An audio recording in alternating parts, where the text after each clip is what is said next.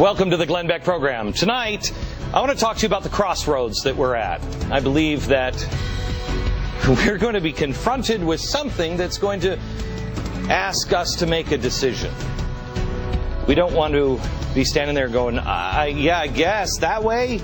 The only way we can move forward intelligently is to learn history and understand the influences of the past. A very wise man said to me recently, he said, Glenn, you don't ever run from something. You run to something. Well, let's figure out where we want to run. It's time to tell the story of America.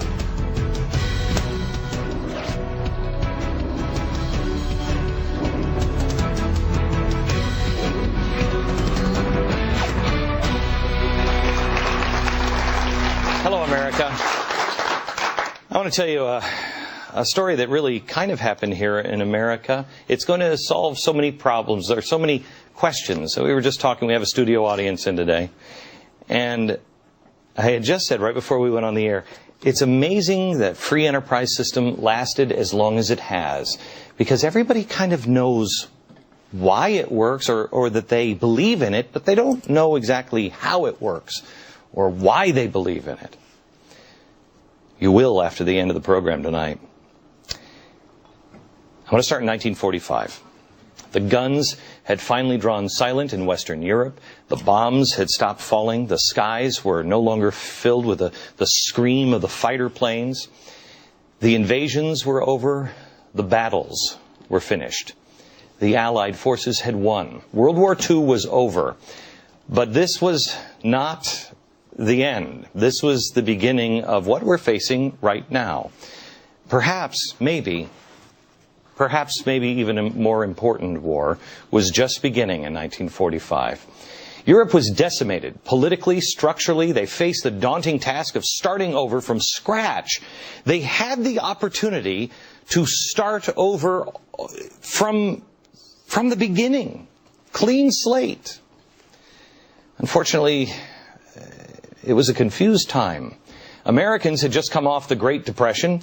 Many believed it was caused by the evil, greedy capitalist system. That's what our people had been taught here since 1933, 31.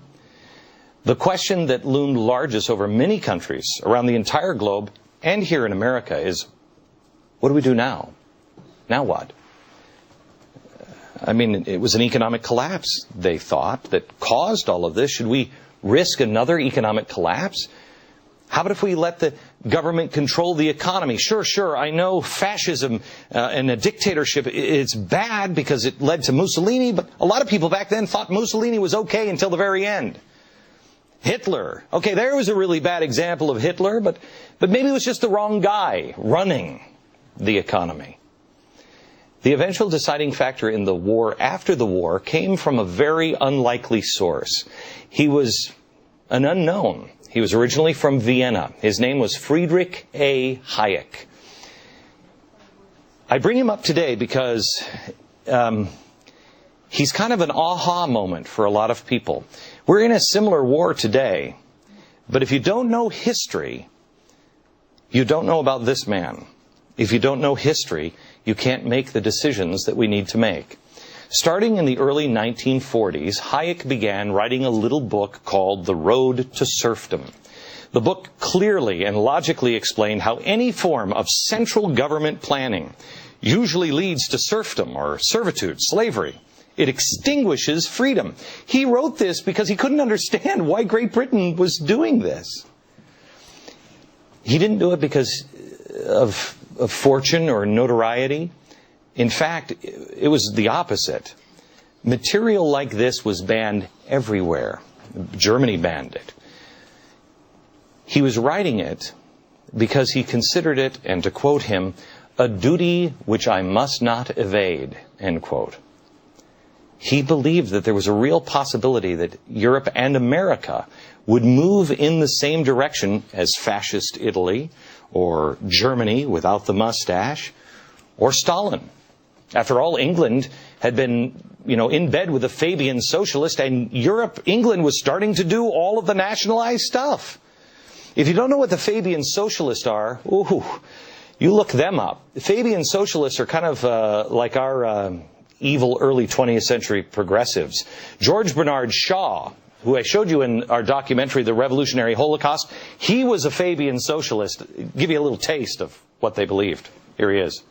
I don't want to punish anybody, but there are an extraordinary number of people whom I want to kill. I think it would be a good thing to make everybody come before a properly appointed board, just as he might come before the income tax commissioners, and say every 5 years or every 7 years, just put him there and say, sir or madam, now will you be kind enough to justify your existence? This is a Fabian socialist. This is the kind of stuff that our progressives here in the early 20th century. And do your own homework, America. Do not allow people just to say, that's ridiculous. Do your own homework. Look up their words. Frightening. Well, Hayek couldn't live with himself if he didn't write what he was thinking. He didn't know if anybody would read the book. He initially wrote the book for just the British because he saw George Bernard Shaw, a man who we now are taught in school as a genius. He could see the road that the British were traveling down. He had no earthly idea that it would take off and people would really read it. But it did take off. First, he couldn't even find a publisher. Nobody ever was like, what? Are you kidding me? They only printed 2,000 copies. That was gone overnight. Within 6 months, 30,000 copies were sold. American publishers, they were skeptical. They were also skeptical of this author as well. They said, Ayn Rand, she didn't really understand communism or socialism. She lived in Russia. Well, they didn't think it would work here in America. And ironically, when they was pitching it, they tried to get progressive icon Walter Lippmann, as evil as this guy, as George Bernard Shaw. Walter Lippmann, read his words. They wanted him to do the foreword for this book, noting that if Lippmann did it, well, it would sell thousands, and if he didn't, maybe it would only sell 900. Well, Lippmann wasn't able to write it, and so it went off, and they published very few. It was huge. The book went through 6 impressions in 16 months. It was translated into foreign languages left and right, circulated openly in the free world. And as you will find out by the end of the program tonight, underground, the underground behind the Iron Curtain, people literally risked their lives to read it. It took off here in America after Reader's Digest published a condensed version of the book in 1945. Reader's Digest had a circulation at the time of 5 million people, and the little journal was provided to every American serviceman, a home and abroad, and they read it, and they got it, and they loved it. And I think they loved it because it's easy to understand. It is, as Thomas Paine said, common sense. Things like this. A man does not and cannot know everything.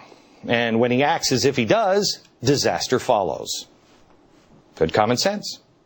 Hayek explained that capitalism is the only system of economics compatible with human dignity, prosperity, and liberty. He demonstrated that planned economies that tried to control the nature of man through administrative rules was impossible. This is important because that's what we're trying to do now. He said it would only lead to one outcome: serfdom, slavery. The message spread like a ripple on a pond. And soon terms like collectivism, which she was against, were erased from political debate. Anyone defending government central planning was discredited. This book was like Mike Tyson in his prime, right hook to socialism in Western Europe and in the United States. But the influence didn't stop there.